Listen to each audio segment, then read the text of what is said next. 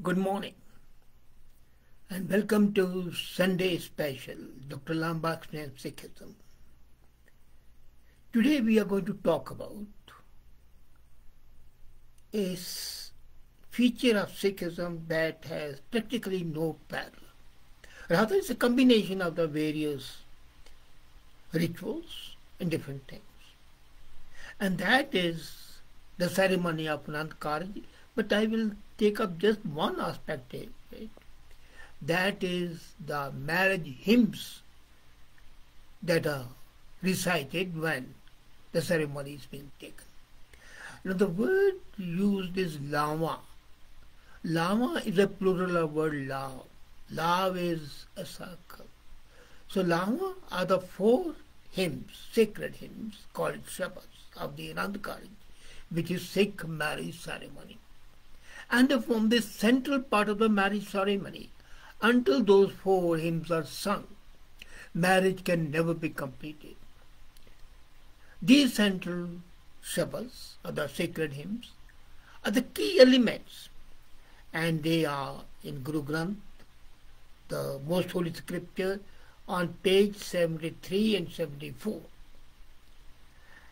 These hymns were written by the fourth Guru, Guru Ramdas, which I discussed last time. As a matter of fact, one of them was written by his father-in-law, the third Guru, Guru Amar Das, on page 78 of Guru Granth Sahib. Guru Amar Das is talking about the meaning of the marriage to a Sikh couple. And effectively, the Guru defines the marriage as the union. They are not husband and wife who merely sit together. They are called husband and wife because they share one soul in two bodies. Ek jyot, doe murti. So two bodies, one soul, one spirit. It's a complete integration.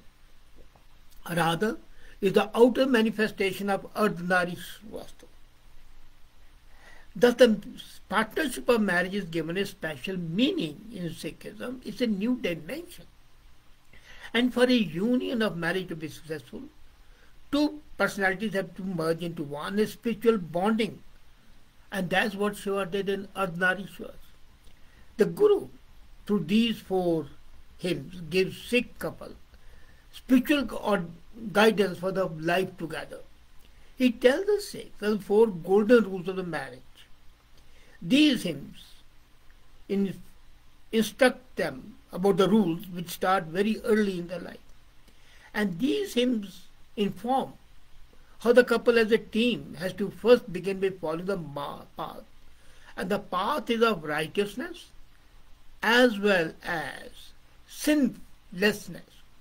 The primary golden rule of the blissful union is to be truthful and sinless in one conduct. The first to each other and then to the others. So its first duty of the husband is to the wife and the wife is to the husband, and then follows anything else. The second law tells us how one should embrace closely the concept of truthfulness as the couple rejects the falsehood, and also removes the attachment to self, I, ego. The Guru then instructs the couple to tread the path of dharma, the religion, and righteousness, and remember God through his name, the Naam. Recite his name, the God's name. And then they'll keep the road, which is straight but narrow. And the temptations will be diminished. The concept of us replaces I and you. And the family and the community and the concept of the family of human beings becomes important. So from two, it expands to the family and to the cosmos. This is the first circle. In the second round, the Guru tells to remove home. Home is egotism from our minds. Remove the I from your mind. Concentrate on we and us. And then be careful. Remember God. Sing his praises. And then if you do this together, the sound of the god, which is called Anand Shabad, will reverberate. The third round comes, and Guru tells the couple that your mind should be filled by divine love, with the company of the holy people, Sangat. Sangat is a congregation. And then, as Gurmukhs, as real spiritual beings, you will find divine peace and you have reached your final destination. God dominates your mind and your domain. Naam, the word, flows in your heart. You have realized your destiny. And that's eternal. You see, the 4 rounds, as I said, they were written by Guru Ramdas. And they were written primarily for his own wedding with the daughter of Guru Amar Das, Bibi Bhani. The complete 4 hymns explain the journey of the souls towards the Almighty. From physical to spiritual, there's a journey to be covered. And not only that, but the 4 hymns also tell the duties that the person has to take in the marriage. So, the partners are told. These, as I said, were written to celebrate his own marriage, but then they became the part of the Sikh scriptures. The first law. The first verse, now I like to explain the meaning of the nuptial round hymns, asserts that marriage is encouraged as the best state of life. Sikhism, as a matter of fact, promotes a family life. No life is complete without conjugal relationship, having a family, procreating. And at this time, when the verse is sung, the bridal couple bow in front of Guru Granth Sahib. Har pehli laav parji karam diriya aaye Balram jiyo. In the first round of the marriage ceremony, the Lord is setting out the instructions. And then he goes on, Bani Brahm Ved Dharam. So instead of singing the hymns of the Vedic Brahman, the proper thing is to embrace the righteous conduct and renounce sinful action. Now some people misinterpreted that he rejected the hymns. He does not reject them. He in fact is saying implement the essence of those hymns, the Vedic hymns. If you just sing them as they are sung normally and you don't even know the meaning, it has no meaning. So the same thing is translated into easily comprehensible language. Meditate on the Lord's name, embrace and enshrine the contemplative remembrance of the Naam. Satgur Pura Aradhya. So you have got to, Aradhya is adore and meditate, embrace and enshrine the contemplative remembrance of the Naam. Sahaj Anand Hoa Vad Bhagya. So by then you will have good fortunes. Anand is happiness, celestial happiness.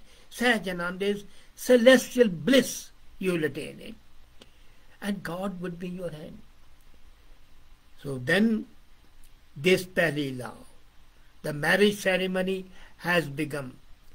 Jan kehi nanak laav pehli, aur Anand Karaj rachaya. So the marriage ceremony starts as a 4th. So what's the first round? Commit to the righteousness, renounce sinful actions, meditate and embrace God and recite His name. And then you will have real peace, blissful happiness. Worship one Vaheguru and all your sins will vanish. And with these principles on board, together, you both begin the first stage of marriage. So these are the 4 stages of marriage. So beginning is there. The second is the nuptial round convey the awakening, the feeling of love a bride has for her former life and beginning a new life in partnership with her husband. Till now she was living with with her father, mother, brothers and sisters. Now there is a transition and a conjugal family life starts. Har duji laav Satgur Purak Milaya. So God has enabled you to meet your husband in the second round, and through the husband you meet the God. Fearing God, nirbhav beiman ho mein. Free your mind from ego. Be pure in the fear of immaculate Lord. Sing the glorious praises of the God.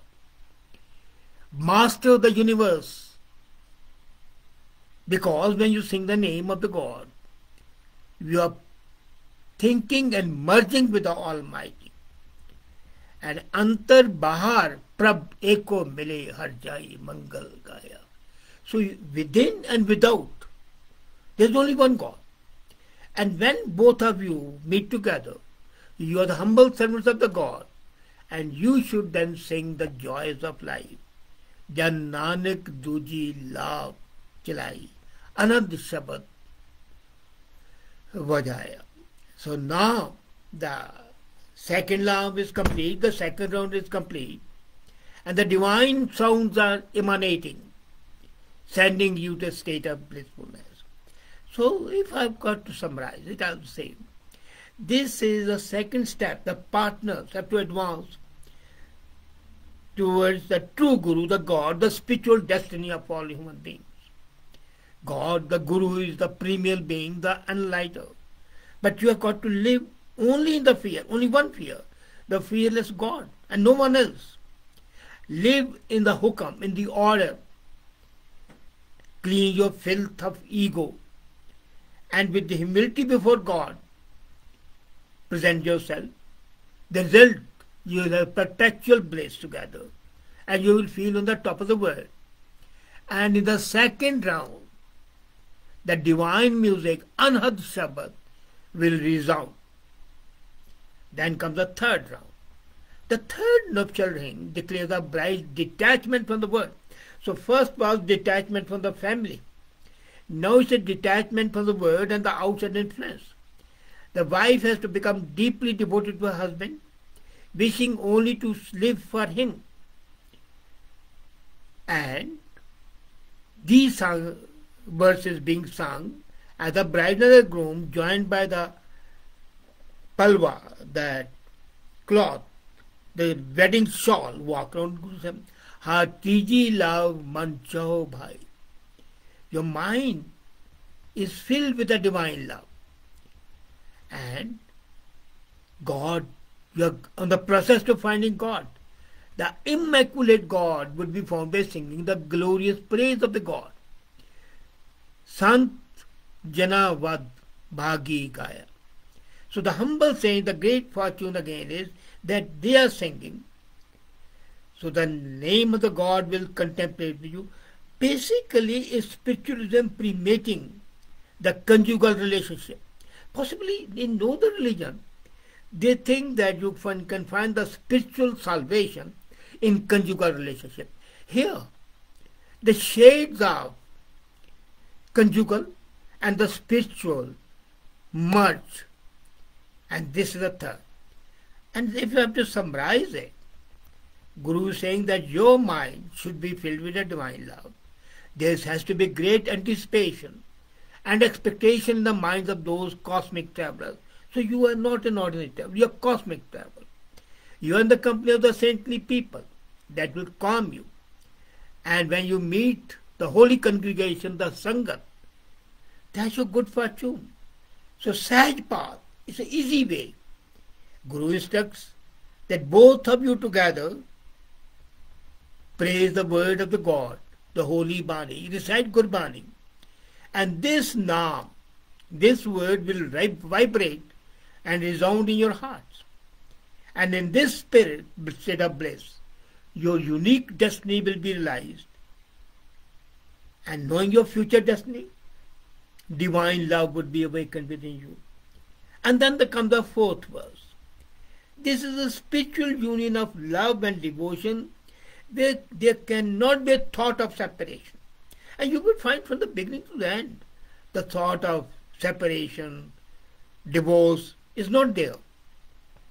And once the fourth love has been recited, and the bride and the bridegroom has bowed before the Guru Granth Sahib, the marriage is complete.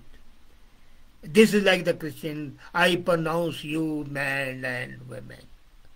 Here the bride and the groom are considered man and woman. Har chauthi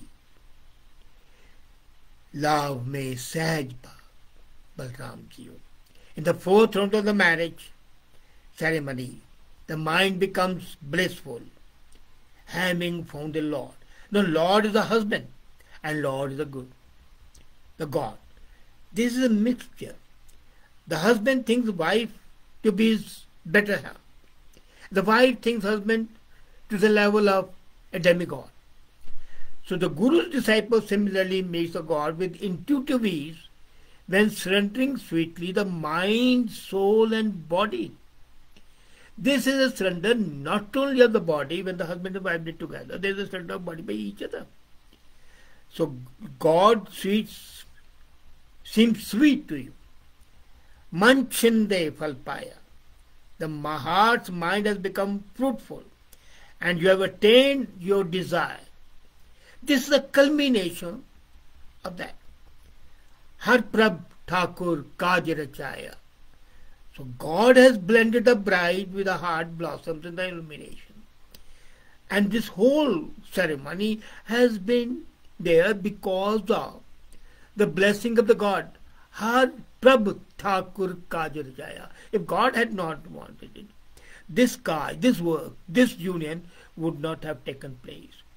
And Guru Nanak then says, Jan Nanak bole choti laav, har pei Prabh ave. In this fourth round of marriage ceremony, you have attained the spiritual happiness and attained God. So the God, the fourth round is a discovery of God. Sahaj, calmness, which engulfs mind, full of deep sleep, calm of mind, all passion spent. It's like that, when the conjugal love takes place, you are satisfied. But when this goes on to the spiritual level and your union with a God takes place, eternal peace is there. So the God will seem sweet and you lovingly focus your consciousness on the God day and night. All your desires will be fulfilled. Now that's important. The physical desires are not negated. They are to be fulfilled. And also the mind's desires will have borne fruit. And the result would be both physical and the spiritual needs being fulfilled. Complete contentment would be achieved. The souls together will blend together and experience that peace, that bliss. And the true Naam, the word of the God, will occupy their hearts and minds. So, the transition from the physical to the spiritual, from temporal to the Almighty, is something ingrained in Sikhism. And these four hymns, in fact, are a description of, or rather, the effort that has to be undertaken by the husband and the wife as a couple to transcend the physical and reach the spiritual.